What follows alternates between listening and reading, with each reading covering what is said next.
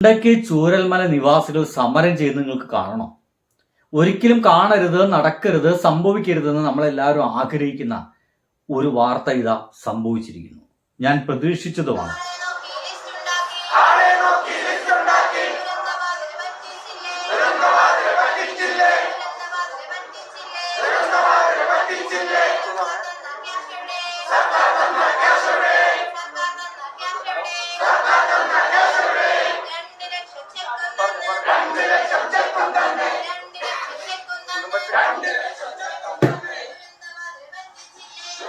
ദുരന്തരബാധിതരെ പറ്റിച്ചില്ലേ, 2 ലക്ഷം ചെക്കും തന്ന് ദുരന്തരബാധിതരെ പറ്റിച്ചില്ലേ, കാളം നോക്കി ലിസ്റ്റ് ഉണ്ടാക്കി ദുരന്തബാധിതരെ പറ്റിച്ചില്ലേ എന്നതാണ്. എന്തായാലും ഒരു കമന്റ് ഞാൻ നിങ്ങൾക്ക് കാണിച്ചു തരാം. അത് നിങ്ങൾ കൃത്യമായിട്ട് വായിക്കുമെന്നുള്ള പ്രതീക്ഷയോട് കൂടിയിട്ടാണ് ഞാനത് നിങ്ങൾക്ക് കാണിച്ചു തരുന്നത്. കാരണം ചിലപ്പോഴൊക്കെ ചിലത് നിങ്ങൾക്ക് കാണിച്ചു തരിക തന്നെ വേണം. എന്താണ് എഴുതിയിരിക്കുന്നത്?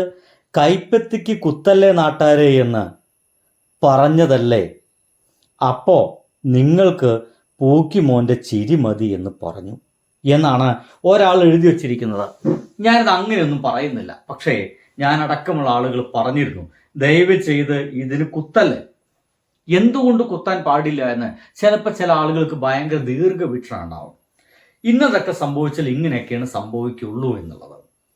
നോക്കൂ, കഴിഞ്ഞ ആ ഒരു 10 വർഷത്തിനിടയ്ക്ക് ഈ വീട് വെച്ചു കൊടുക്കുന്ന കഴിഞ്ഞ 1 വർഷം ഒരാൾ പോലും, ഒരു ദുരന്തബാധിതനും പോലും ഇതുപോലെ സമരം ചെയ്യുന്നൊരു ദൃശ്യം നിങ്ങൾ ആരും കണ്ടിട്ടില്ല. ഒരു ദുരന്തബാധിതനും പോലും സമരം ചെയ്യുന്ന ദൃശ്യം നിങ്ങൾ ആരും കണ്ടിട്ടില്ല.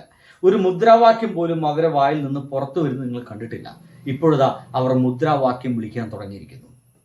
അവർക്ക് ജീവിക്കാൻ വേണ്ടിയിട്ടുള്ള ഒരു മാസ വരുമാനം അല്ലെങ്കിൽ അവർ വാടകയും മറ്റും കിട്ടുന്നുണ്ട്. പക്ഷേ അത് മാത്രമല്ല എന്നുള്ളതാണ്, അവർക്ക് മുന്നോട്ട് പോകാനുള്ള എന്തെങ്കിലും ബിസിനസ് തുടങ്ങാനുള്ള ഒരു സംരംഭം കൂടി കൊടുക്കേണ്ടതാണ് എന്നുള്ളതാണ് അവരാവശ്യം.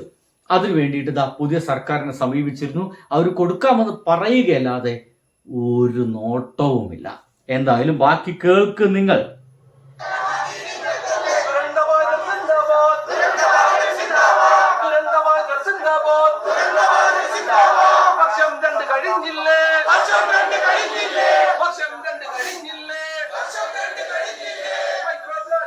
ഇവിടെ കൃത്യമായിട്ടും അവർക്ക് ചില സാമ്പത്തിക സഹായങ്ങളും മറ്റൊക്കെ കിട്ടേണ്ടതാണ്.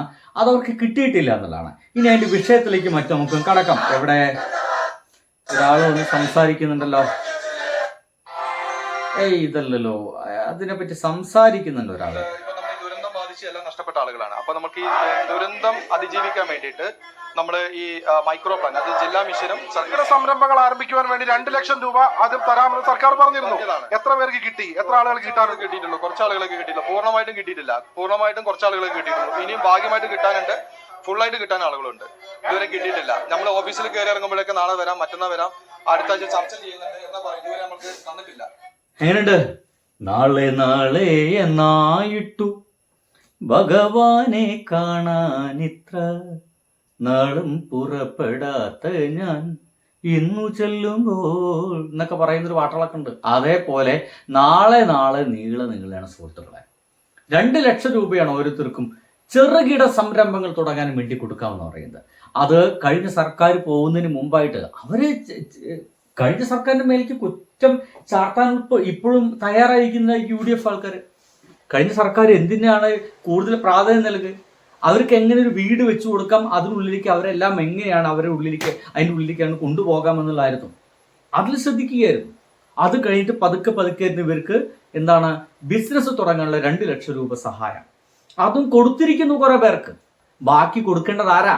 പിണറായി വിജയൻ സർക്കാരാണോ? പിണറായി വിജയൻ സർക്കാർ പോയില്ലേ, അവർ പോരല്ലോ, ചിരി പോരല്ലോ, ചിരിക്കാത്തൊരു മുഖ്യമന്ത്രിയല്ലേ, അപ്പൊ എടുത്ത് വലിച്ചെറിഞ്ഞില്ലേ. അപ്പൊ സ്വാഭാവികമായിട്ടും ഇപ്പൊ ആരാ ചിരിക്കുന്ന? ഒരു ബഹുമാനപ്പെട്ട നമ്മുടെ മുഖ്യമന്ത്രി ഉണ്ട്, UDF ഗവൺമെന്റ് ഉണ്ട്. ഇനി ആർക്കാണ് കൊടുക്കാൻ ഉത്തരവാദിത്തം? നമ്മുടെ ഗവൺമെന്റിനാണെന്ന്, ഈ UDF ഗവൺമെന്റിനാണ് ഇനി അത് കൊടുക്കാനുള്ള ഉത്തരവാദിത്തം ഉള്ളത്. പക്ഷേ ഇനി അത് കൊടുക്കുമോ എന്നുള്ളതാണ് ചോദ്യം. അങ്ങനെ ചോദിക്കുന്ന ആളുകളോട് ഞാനൊരു ദൃശ്യം നിങ്ങൾക്ക് കാണിച്ചു തരാം, ഒരു ഫോട്ടോ നിങ്ങൾക്ക് കാണിച്ചു തരാവേ. ഇതാ ധനമന്ത്രിയുടെ ഒരു ഡയലോഗാണേ. ധനമന്ത്രി പറയാണ്, ചെലവ് കൂട്ടരുത്, സാമ്പത്തിക ലാഭമില്ലാത്ത പദ്ധതികൾ ഒഴിവാക്കണം, മാറ്റിവെക്കാവുന്ന അറ്റകുറ്റപ്പണി മാറ്റിവെക്കണം, വകുപ്പുകൾക്ക് നിർദ്ദേശം നൽകി ധനവകുപ്പ്. ധനവകുപ്പ് എന്ന് പറയുമ്പോൾ നിങ്ങൾ വേറെ അങ്ങോട്ടും പോണ്ടാട്ടാ. ധനവകുപ്പും കൈകാര്യം ചെയ്യുന്നത് നമ്മുടെ മുഖ്യമന്ത്രി വി ഡി സതീശൻ തന്നെയാണ്. ധനവകുപ്പും അദ്ദേഹത്തിന്റെ കയ്യിൽ തന്നെയാണ്. അതായത് സാമ്പത്തിക ചെലവ് കൂട്ടരുത് എന്നർത്ഥം. അങ്ങനെ സാമ്പത്തിക ചെലവ് കൂട്ടരുത് എന്ന് പറയുമ്പോൾ എന്തൊക്കെ കൂടി ചർച്ച ചെയ്യണം? അപ്പോൾ ഈ വയനാട്ടിലേക്കുള്ള ഇത്തരം സഹായങ്ങൾ കൂടി സാമ്പത്തിക ചെലവാണ് അല്ലേ? ഒരാൾക്ക് 2 ലക്ഷം രൂപ വെച്ച് കൊടുക്കച്ച അത്യാവശ്യം തുക കൊടുക്കണ്ടേ? അപ്പൊ അതും കുറയ്ക്കുക എന്നുള്ളതാണ്. അപ്പൊ എന്താ, ആകെ മൊത്തം നമ്മൾ മൂഞ്ചാൻ പോകുന്നു എന്നർത്ഥം. അങ്ങനെയൊന്നും പറയാൻ പാടില്ലാത്താണ്. പല ആൾക്കാരും ഇപ്പോഴും വയനാട്ടുകാരെ കുറ്റം പറയുന്നുണ്ട്, നിങ്ങൾ അനുഭവിച്ചോളൂ എന്നൊക്കെ പറയുന്നുണ്ട്. അങ്ങനെയൊക്കെ പറയുന്നത് വളരെ വിഷമമുള്ള സംഗതിയാണ്. ഇതിനൊപ്പം തന്നെയാണ് എൻ്റെ പ്രിയ സുഹൃത്തുക്കളെ ഒരു വാർത്ത കൂടി നമ്മൾ ആകെ അലട്ടുന്നത്. അത് ഇതാണ്. അങ്കണവാടികളിലേക്ക് വിതരണം ചെയ്ത ഭക്ഷ്യക്കിറ്റിലും ക്രമക്കേട്. ഉപയോഗിക്കാനാകാത്ത വിധം പൊടിഞ്ഞുപോയ ഭക്ഷ്യധാന്യങ്ങളാണ് അങ്കണവാടികളിലേക്ക് നൽകിയത്. തിരുവനന്തപുരം അർബൻ 3 ICDS പ്രോജക്റ്റിലെ അങ്കണവാടികളിലാണ് ഉപയോഗശൂന്യമായ ഭക്ഷ്യക്കിറ്റ് കൊടുത്തത്. നമ്മൾ എന്ത് ചെയ്യും ഇനി? നമ്മൾ എങ്ങനെയാണ് ഒച്ചിട്ട് പറയേണ്ടത്?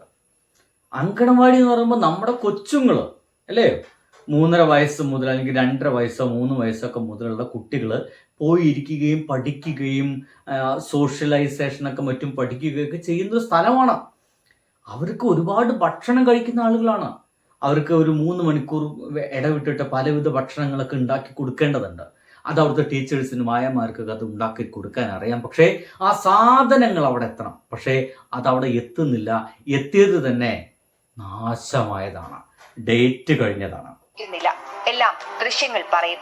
അംഗനവാടികൾക്ക് കീഴിൽ വരുന്ന കുഞ്ഞുങ്ങൾക്കും ഗർഭിണികൾക്കും നൽകേണ്ട ഭക്ഷണം ഉണ്ടാക്കേണ്ടത് ഈ ധാന്യങ്ങൾ ഉപയോഗിച്ച്. പോഷകാഹാരം ഉറപ്പാക്കേണ്ടിടത്ത് നൽകുന്നത് കേടായ ഭക്ഷ്യവസ്തുക്കൾ. ചെള്ളരിച്ചിട്ട് മാവ് ഇങ്ങനെ സ്പ്രെഡായി ആ കവർ എടുക്കുമ്പോൾ തന്നെ നമുക്കറിയാം അതിൽ മാവ് ഇങ്ങനെ സ്പ്രെഡായിട്ടുള്ള സാധനങ്ങളാണ് ഇതിലേക്ക് നമുക്ക് ഇറക്കി തരുന്നത്.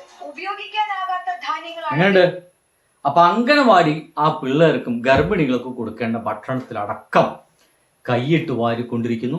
അതിലടക്കം ക്രമക്കേടുകൾ സംഭവിക്കുന്നു. അങ്ങനെ ഇനി എന്തൊക്കെ ക്രമക്കേടുകൾ സംഭവിക്കാനുണ്ട്? ബിരിയാണി ഉണ്ടായിരുന്നു, ബിരിയാണി തീർന്നു. ഇനി കുട്ടികളുടെ ഉച്ചഭക്ഷണത്തിൽ ഇപ്പോൾ പല അധ്യാപകരും പറയുന്നത് വസ്തുക്കളെല്ലാം വില കൂടിയിരിക്കുന്നു. ഒരു 4 രൂപയ്ക്കൊക്കെ ഉണ്ടായിരുന്ന കോഴിമുട്ടൊക്കെ 8 രൂപയായിരിക്കുന്നു. ഞങ്ങൾക്കിത് വാങ്ങിക്കാൻ കഴിയുന്നില്ല. പാലിന് വില കൂടിയിരിക്കുന്നു. കുഞ്ഞുങ്ങൾക്ക് ഉച്ചഭക്ഷണത്തിന് കൊടുക്കേണ്ട പച്ചക്കറികൾക്ക് വില കൂടിയിരിക്കുന്നു. ഞങ്ങൾക്ക് വാങ്ങിക്കാൻ കഴിയുന്നില്ല. ഗവൺമെന്റ് സഹായിച്ചിട്ടില്ലെങ്കിൽ ഉച്ചയ്ക്കുള്ള ഉച്ചഭക്ഷണ പദ്ധതിയും നിർത്തലാക്കും. അങ്ങനെ എത്രയോ വർഷമായിട്ട് വളരെ ഭംഗിയായിട്ട് കേരളത്തിൽ നടന്നുകൊണ്ടിരിക്കുന്ന ഓരോ പരിപാടി നിർത്തലാക്കും. ഇനി ഒരു വെല്ലുവിളിയാണ്.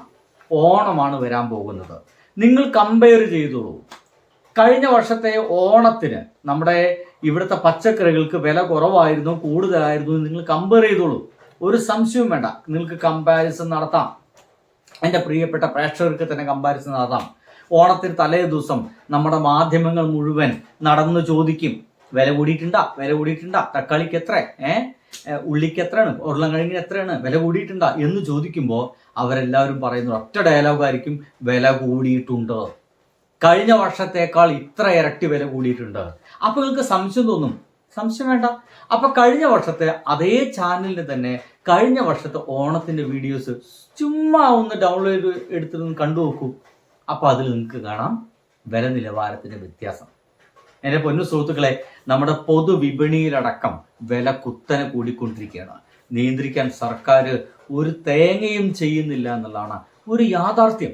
അത് യാഥാർത്ഥ്യമായതുകൊണ്ടാണ് അങ്ങനെ പറയുന്നത് അല്ലേ? അരിക്കൊക്കെ തൊട്ടാ പൊള്ളുന്ന വിലയാണ്. അപ്പോൾ ബൈ.